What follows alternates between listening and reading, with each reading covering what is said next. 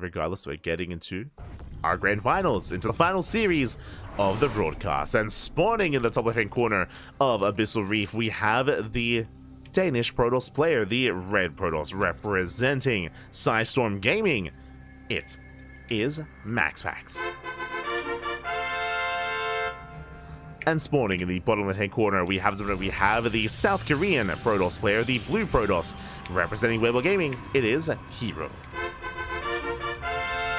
And if you're in the chat, predictions are open. Place your bets on who you think will claim the series. Best of luck in the chat. This is a hard one to call. I think historically, if we were casting like a month ago, I would say MaxPax is the favorite player. But in current StarCraft, I think it is much closer than that. I think it is close to 50-50 between MaxPax and herO. So best of luck. Best of luck in the chat. What does your heart tell you? What does your heart tell you? What does your head tell you? What do you go for? Best of luck with your predictions. I'm not envious. I'm not envious. Personally, I would be surprised if this is a 3-0 in either direction. I do not expect a 3-0. I expect it back and forth. We'll see as we're settling in. Here we go. Void Ray seems so OP, to be honest. How does Protoss counter Void Ray late game? Void Rays scale horribly into a longer game state. Void Rays are only good in the early game defensively because of how little anti-air there is. As the game progresses, Stalkers outscale them, other Skytoss units outscale them. I think you're getting responses in the chat. But yeah, Void Rays, they don't really have their place outside of the early game in PvP. Which is why you only see them in the early game in PvP, defensively against all-ins. Just because there's a lot less to deal with, of course, and the Stalker count is much lower. Meanwhile, herO going for a fake proxy pylon. Let's go. Throws down the pylon outside of the main. And with that MaxPax, he's aware that the pylon is missing. It's going to be a 2-gate opener out of herO. And he doesn't commit to anything. He's trying to force an overreaction out of MaxPax, similar to what we just saw in the previous game. But, of course, Classic did commit to an all-in. Here, herO doesn't need to, as we're loading into a much larger map into Abyssal Reef. Double Stalker opener here out of herO. MaxPax is going for his Stargate, going for his standard opener.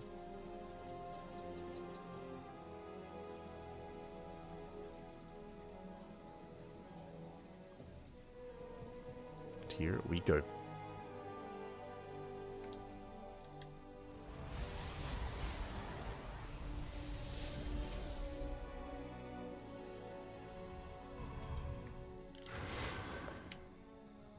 As from here, the Stargate is finishing up.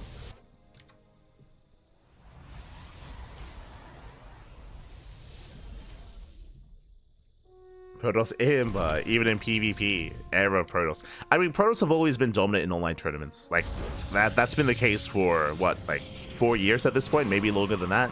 If you've been watching online tournaments, you would know that, you know, it's always about Protoss when it comes to events like this. The EBT Open Cups. Now, WardiTV Mondays, of course. KSLs.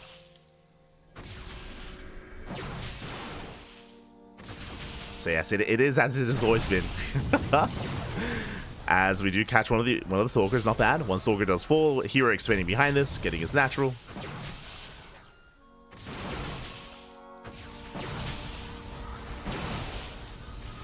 As here he does maintain his position, going for the shield battery. There's the NG overcharge. And so for MaxPax, he's holding the line. He does have enough free time here, enough freedom to move out across the map. The Oracle does hit the main. Back at home, herO, he's in position. Stalkers are ready. Nice hold damage on the Oracle, and herO defends. Here he does defend back at home, getting his natural. Meanwhile, MaxPax has a much faster natural himself, so MaxPax does take a worker lead. MaxPax is ahead economically. herO on the flip side, he is, I mean, it's on him to recover. It's on him to keep up. As you can see, herO trying to catch out that Oracle is being active on the map. Here he does have more Stalkers, as a second Oracle has arrived. Oh. Threatening the natural. Gonna be zoned away.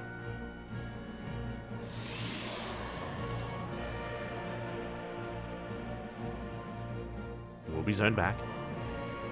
So far, herO is keeping up. I mean, shout out to MaxPax for keeping these Oracles alive so he can always threaten another dive and go back in. He can always commit.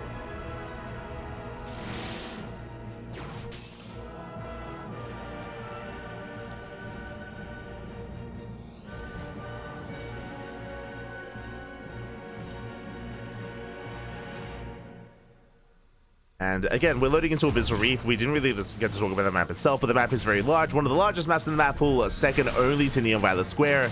And with that, we may just enter a longer game state into the mid-game. Both players setting up for their third bases. herO soon will expand. Likewise, MaxPax throws out his third base. This can lead into a fourth base, into a mid-game setup here in PvP. So much more passive, much more laid back. We can take a moment to breathe and to settle in.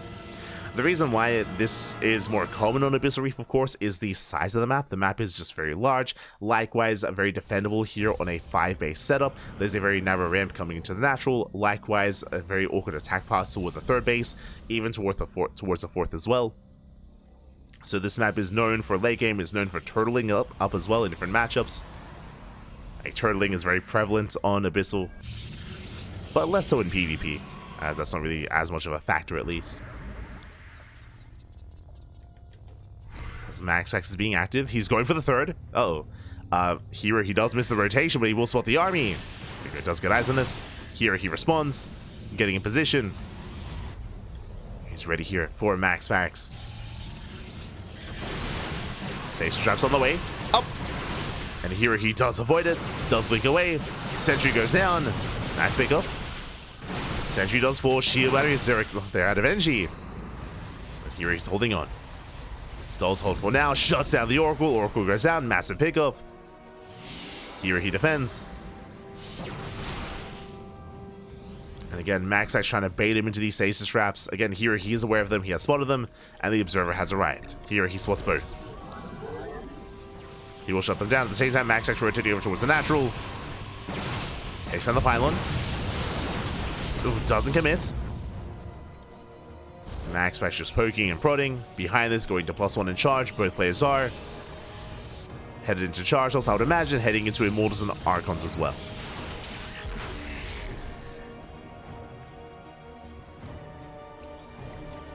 As here, he is catching up. Now, even on workers. Even on probes. Now, the question becomes, do both players work into Archon production, or do we skip Archons and go straight for Disruptors? Where do we go from here?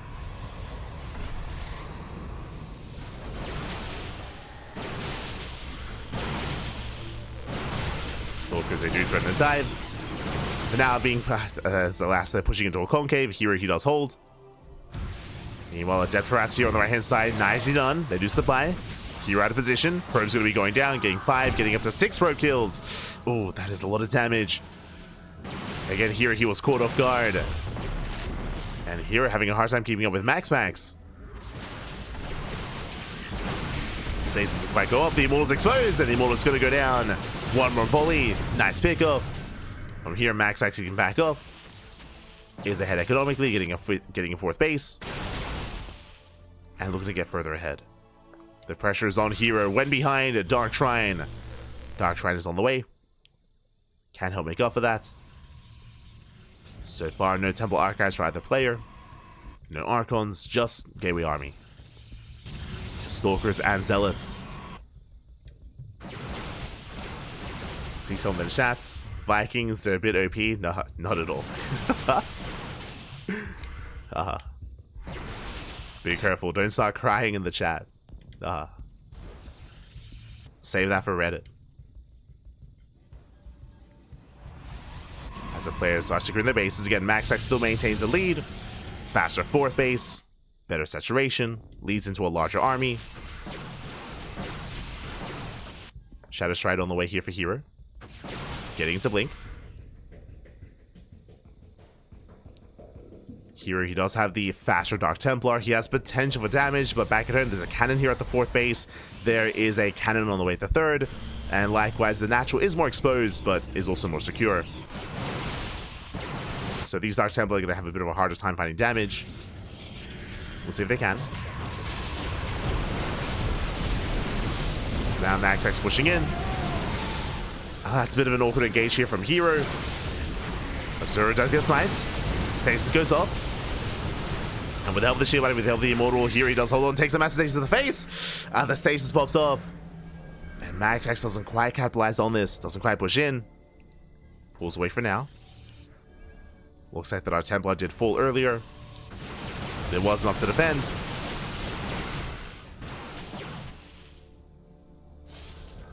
The armies, they bounce off each other.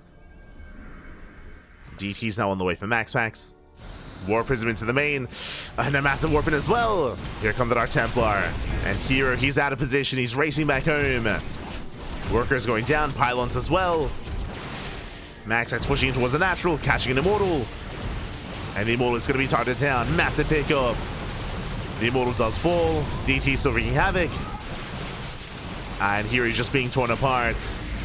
The Invisible Man in the hands of MaxPax, like no other. Gets on top of the Immortal as well. Doesn't quite get it, but more DTs, more Zealots here towards the third. MaxPax rotates over towards the fourth, and there's just the supply isn't there. herO, his army just is not large enough. He's being torn apart. 18 probe kills. That's 22. 22 workers going down. DT's back into the main. Getting to 23. And the War Prism is still active, still getting damage done, still warping in. Finally going to be dealt with here by herO, at least he's trying to. And MaxPax takes a lead. Does take a lead. herO, he was keeping up for most of this game until the War Prism, until the warp in. Oh, here herO taking a head-on fight. I mean, he does have the Immortal advantage, true. That does help, but speaking of Immortals, MaxPax has his own. Immortal. Getting a fifth. Getting another expansion. Getting up to 83 probes. Jesus, that's a lot of workers. That's a large economy.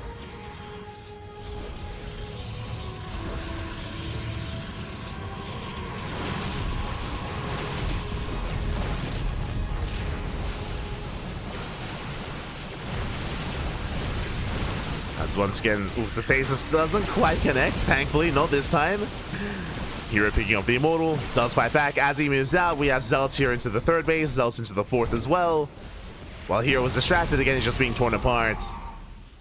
And at this point, it's just a supply issue, where MaxPax just has so much more to work with because of that greater economy.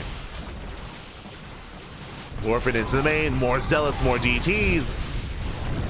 And it just cannot be dealt with. Cannot be cleaned up. 26 more probes going down, and herO, he's all in. At this point, he's completely all in. There's nothing back at home to fall back to. He is turning back around, though. Trying to say whatever he can. And here in game one, MaxPax, he's popping up. And again, we had a much more passive, much more kind of stale opener as well. You know, natural into a third base, into a fourth base. And this is where MaxPax can thrive. This is where he does thrive. When he's left alone, left to his own devices, allowed to get into his game state. And with that, the main base goes down, the tech as well. Aye. And there's almost nothing left. Almost nothing left here for herO. Going for another massive warp in. GG gets called, and MaxPax, he will take game number one. Whew. GG. Does take a lead in the series, and the MVP of that game ate the War Prism. The War Prism was the MVP time and time again. Warp-ins into the third, into the natural, into the main base as well, with DTs with Zealots. Again, it was up until that harass, up until that Zealot DT harass, up until that moment, herO, he was keeping up. He had a comparable base count, comparable economy, comparable army size as well. If you remember, he was going for his own DT harass at around the same time. But he was torn apart by that prism, by the multi-pronged harassment of MaxPax distracting herO, allowing for the War Prism to actually get out of hands, and GG. GG, well played. MaxPax does take a lead in the series. But again, I do want to emphasize that a lot of this game and a lot of the reasoning behind MaxPax being so comfortable in that game was because of how passive herO was. But a part of that passivity was the size of the map, was Abyssal Reef. Right, Abyssal Reef, it's large, it's defendable. Because of that, we just had some more passive macro builds. Nothing too crazy, nothing too aggressive out of herO. And with that, MaxPax takes a lead. GG does take a lead. And now we find ourselves in game number 2. Another large map in the map pool. We're going to be loading into Amygdala. Let's go. Now, after game 1, I do expect herO to take a different approach. I do expect a different approach. Not saying he has to all in, not saying he has to cheese, but something more assertive is what we're expecting here. Is what we're expecting as we are loading into Amygdala. Here we go.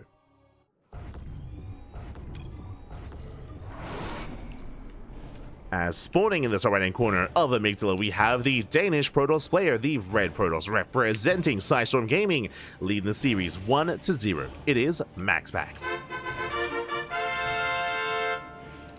And spawning in the bottom left-hand corner, we have his opponents. We have the South Korean Protoss player down in the series. And again, that last game was looking quite intense and pretty solid here out of his opponent. We'll see if he can bounce back and make a series out of this. It is herO. Let's go. Here we go. And I feel like, again, that last game was just a good example of how MaxPax can snowball out of control if he is left to his own devices, if he's allowed to get into a comfortable 3-4 base economy, 4 base saturation. If he is left alone, he's crazy. He's wild. And we'll see if MaxPax can get there again. We'll see if he can get there. For now, Nexus first. Jesus. Before the gateway, before the cybercore, the Nexus gets thrown down. herO being... This is the greediest build you can go for. Pylon into Nexus. You do not get greedier than this. And now the pressure is on MaxPax. He scouts. He sees the timing of the Nexus. And there is a chance now. There is a possibility for MaxPax to be the one to proxy and to all in. My eyes are on this probe. My eyes are on this probe here. Does MaxPax set up for a proxy? He wants to. Again, very suspicious probe. Back at home, going to be gateway into cybercore. Probe will go to the Zelnaga. Scouting probe coming in for herO.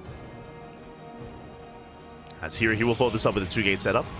And again, we spoke about this as we were getting into the series, how herO, very often against MaxPax, we see him be either very aggressive, at other times he is able to outgreed MaxPax and take an economic lead over him. For now, MaxPax going for a standard opener. It is going to be gate into cybercore, into Stargate, into Nexus. This is the standard style here at MaxPax, which means herO will take a lead. So herO, he's going to get ahead economically, but the question becomes, can herO keep up with the aggression of these oracles? That is the question. If you recall, we saw something similar between Classic and MaxPax, where Classic went for a gate expand, he went for a gate cyber expand, which was still greedy, not as greedy as herO, but greedy nonetheless, but Classic, he failed to maintain that economy as he got torn apart by the oracles on El Dorado.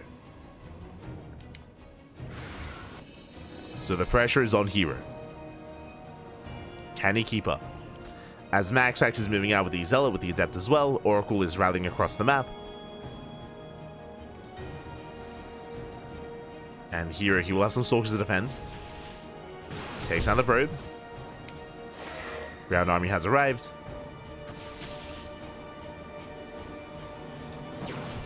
Here he does take a worker lead. Adept shades into the main. And here was able to wall off. 1 probe goes down. He gets 1, he gets 2. 2 probes do fall. Can he get a 3rd? And it looks like he will not. Ooh, just barely not. 2 probes go down. Here he holds, has lost some workers, and MaxPax is not done. Oracle making his way towards the main. This time there is a shield battery. This is something that Classic did skip. herO did not. As the shield battery is done, Oracle does head towards the main, going for the stasis, I would imagine. For now, going to be zoned away.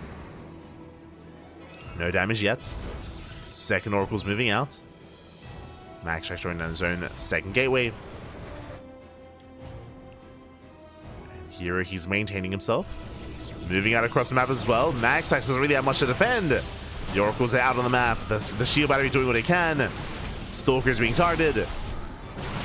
So far, MaxPax is holding on. Buying time.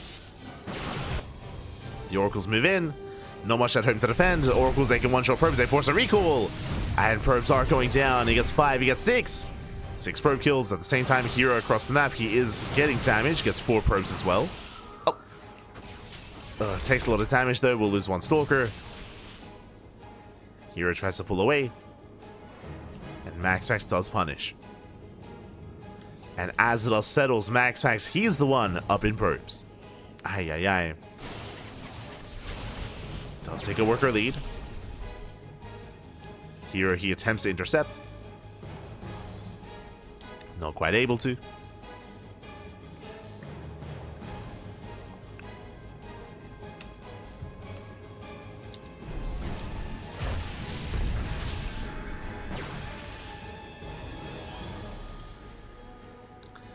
MaxPax pokes in, gets 2 probes. Once again, still maintaining that economic advantage. Throws down a 3rd gateway. Blink is on the way for both players. And again, I do favor MaxPax's position here. The Void Ray has arrived to support the army. So 2 Oracles, 1 Void Ray, and the Stalkers. Shield Battery's not ready. Yo, no Shield Battery here at the natural. herO, he's in trouble. He's in trouble. Oracles, they are deflected. But the Void Ray, I mean, is a solid backbone to the army with prismatic alignment. herO trying to collapse in, coming in from behind. Does take down the Void Ray. Void Ray goes down, nice cleanup, nice surround, and herO holds. Whew. herO, he does hold at the same time. He is still punished though by the Oracles. That's going to be 4 probe kills. Oh. Coming back in. Just getting a scout. And again, MaxPax still maintains the greater economy, going for a 3rd expansion. Diving into the main, Stasis is going to be going up. Only on 1. 1 probe gets caught and the pressure is on herO. He has to get some damage done. And last MaxPax, he's in position. 3rd base is on the way. herO, he's still stuck on 2 bases. His 3rd is delayed. And MaxPax is getting ahead. He's getting further ahead here. Collapsing in the army, he blinks in. Does catch a sentry. Sentry goes down. Oh. Here bleeding out more Stalkers. And this is going to be a better fight for MaxPax. Reinforcements, so they have arrived. Here he can hold. Can try to hold on. Oracle's here towards the mineral lines. 6 more probes going down. And here he's just being torn apart at this point. Even if he holds here, he's down in workers, down in economy. MaxPax, he can reinforce. He can press his advantage. The Prism, no! The Prism goes down! Oh my god, how? The Prism survives! I'm impressed. Prism barely lives. MaxPax forced back. That Stalker volley barely not enough.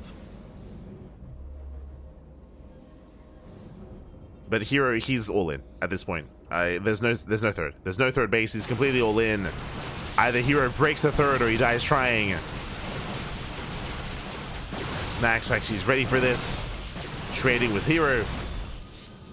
Trades out Stalkers. Falls back to the shield battery. More probes going down. That's just all or nothing.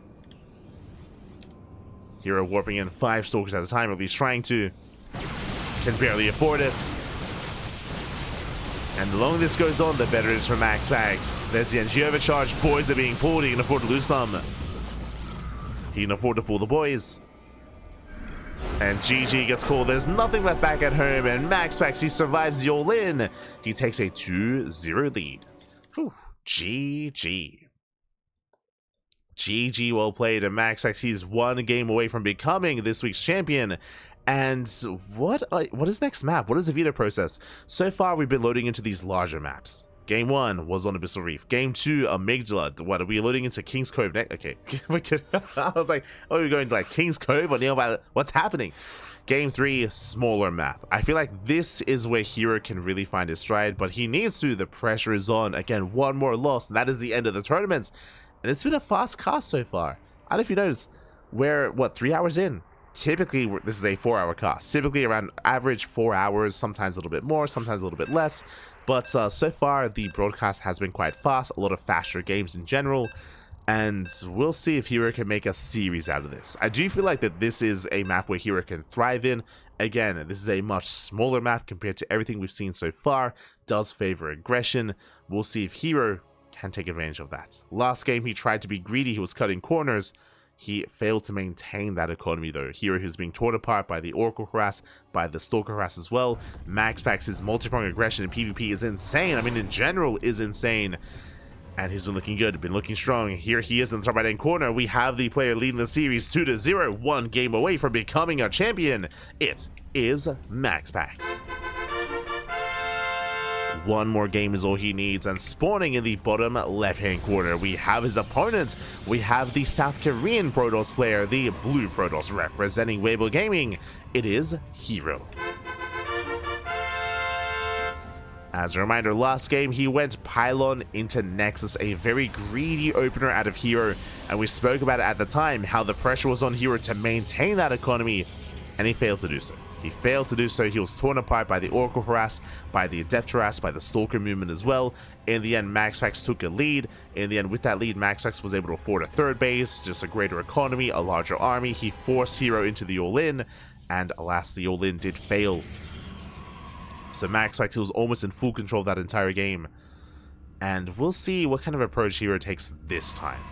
It's been mainly herO kind of dictating the pace, and MaxPax responding. So far, it looks like a gate Cybercore opener. Okay, so gate into Cybercore, mirrored builds here between MaxPax and herO. There we go. Cybercore is on the way, and Cybercore for MaxPax as well. Now, this is the herO that we know and love. Like, this is the opener that we've been seeing a lot more of from herO as of late, is just going for the gate into Cybercore. The Cybercore gets thrown down further back, so it makes it difficult to scout and difficult to confirm. MaxPax, he's denied the scout, so he's not fully aware of what's going on. But he does pylon block. And the pylon will not complete, but he is looking to delay the expansion for as long as he can, as both players should soon be expanding. MaxPax, he's one to throw down a Stargate first. Stargate into Oracle. Again, this is his go-to. Basically, the way that this build works is that he goes for Oracles to harass and to scout. If MaxPax feels threatened, if he feels like there is an all-in, then he will throw down and start Void Ray production. Meanwhile, herO starts a Nexus. So, once again, we have a situation where herO, he does have a more greedy build. That is a Nexus before Stargate for herO. This is a Nexus after Stargate for MaxPax. So it's going to be in herO to defend and to survive the Oracle aggression. Here we go. As our players, they do diverge when it comes to their builds. herO getting a second gateway. Hallucination confirms the timing of the expansion, and it confirms the Oracle production. So herO, he is aware of what's going on. Moving out with the Adept. Moving out with the Zealot. Could you have a third gateway for herO? Okay. Very gateway heavy. Getting into a 3-gate setup. I wouldn't say this is the setup for an all-in yet, but if he throws down a Robo, if he throws down a 4th gateway, then we can start talking about that. This is out of the norm. Hello. That's a fast forge. Very fast forge for herO. Curious. My immediate thought is a +2 timing. We'll see. I mean, it could even be a +1 timing, to be fair. But very fast upgrade here for herO. This is very unorthodox. You do not often see this. Unless herO's just doing this for cannons. No shot. No shot. Forge does complete. Should be getting to +1. I mean, herO doesn't even have a Twilight Council. Or coming in with a relation. There we go. +1 is on the way. Meanwhile, herO getting torn apart a little bit here. Probes are going down. herO being overwhelmed. Does respond. 3 probes do fall. As the Oracle comes back in, herO out of position. Ay. This Oracle just wreaking havoc. And once again, MaxPax with his Oracle harass just pulling herO apart. 7 probe kills. And just like that, despite herO going for the earlier Nexus, MaxPax is ahead economically. And now we can take a 3rd base. Now we can expand. Now, based on what we're seeing here, this looks like it should be a +1 all-in. Should be a +1 timing here for herO. Like, there's no reason to rush into this upgrade without making use of that timing. Robo's on the way. That'll be for Immortal production.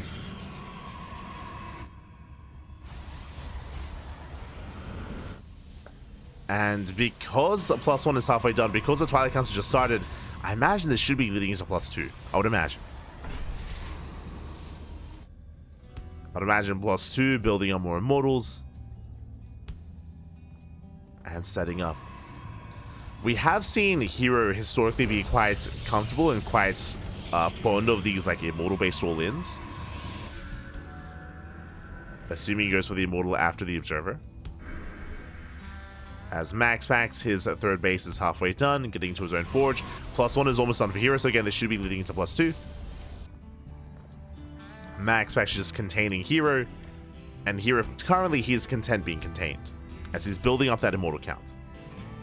And by the time +2 finishes, herO, he should have, I want to say 3, maybe 4 immortals. And that's when he breaks out. As we see MaxPax going for the sentry, he gets both. Both sentries go down. The Station Immortal can only do so much. MaxPax doesn't fall for it. Oracle comes back in, and herO is being torn apart once again. The probes are going down. 7 probe kills! Ay, ay, ay. Not like this. +1 has completed. Second Immortal's on the way. There's +2. So again, this is a +2 timing. I'm pretty sure this is designed to be a 2-base, like Mass Immortal +2 all in, but the Immortal goes down. And it's so important with this build to get that Immortal count as high as possible, as that's meant to be the advantage of herO. And now trading with the army. herO, oh no! herO, he takes stasis to the face, and that might just be game. No shield battery, nothing to defend, Stalker's going down. And before herO can even think about +2, before he can finish, he's in trouble. MaxPax is snowballing out of control, takes out all the Stalkers, 1 Stalker left, Station's about to run out. And herO has nothing left. The boys are going down one after the other. It was an interesting build here out of herO, but we're not going to get there. It's not happening. As that's 16 probe kills. Ay, ay, ay. Just MaxPax knocking herO down before he can embrace that timing. GG gets called, as that was game-ending damage, and MaxPax will take the series 3-0, becoming this week's WardiTV Monday champion. GG. GG, well played. A very impressive run here at a MaxPax. He gets his revenge, takes down herO. As I mentioned, coming into 2025, it has been a 50-50 scoreline between MaxPax and herO, but that has been broken, and MaxPax takes a lead. GG. GG, well played, does take the 3-0. Again, MaxPax historically, for a long time, has had the best PvP in the world, and he is maintaining that title. He's holding on to that crown. When it comes to herO's builds and herO style here tonight, I wasn't too fond of his playstyle, his approach in Game 1 and Game 2. As we were pointing out, it was a much more passive style out of herO, and we often do see either more extremes, either like hyper greed or hyper aggression, one of the two. We saw an interesting attempted 2-base all in at a herO here in Game 3, not the ace match, but in Game 3. But as we saw in the lead up to it, MaxPax, he tore him apart. Like herO, he just could not even finish +2. He couldn't build up the immortal count. He was just being torn apart by the oracles, by the stalkers, by all the aggression, all the harassment. Very impressive play there out of MaxPax, able to just keep up and overwhelm herO. Did overwhelm. GG. GG, well played. With that, MaxPax is our champion. And this was, again, an intense run here tonight. A bit of a shorter broadcast, some shorter series overall. We did have some ace matches here and there, and I mean, there were some fun matches, don't get me wrong, but just a shorter broadcast in general here. As again, we were able to follow Dark into Cure, able to follow Dark into herO, herO into MaxPax. We did follow the lower portion of the bracket. Shout out to all the other matches that did occur off stream. I'm referring to Classic defeating Gumiho. Very impressive performance there. herO defeating Trigger. Trigger has had some killer PvP as of late, so for herO to bring him down is very impressive. And of course, even for Nightmare to take down Ryung as well. With that, GG. GG, well played. And if you enjoyed the broadcast, if you enjoyed the casting here, I do apologize for being a little bit tired and for slurring my words here and there. Like, the fatigue is setting in, not gonna lie. It's been a long day of casting. It's been a long day of casting. So I do apologize. I'm going to be getting some rest, and the next broadcast is going to be in a couple of hours. I say a couple, 10 hours, 9.5, as we do quickly check our schedule. Bam. Okay, here we go. It is going to be a busy month for us here on the CranKy Ducklings. As you can see before you, we're currently on Monday, just wrapping up. So WardiTV Monday just concluded at the end of Monday. Tomorrow we're going to be live in 10 hours time, in around 10 hours, with the Pegasaur Monday. That's going to be at 10 a.m. KST on Tuesday.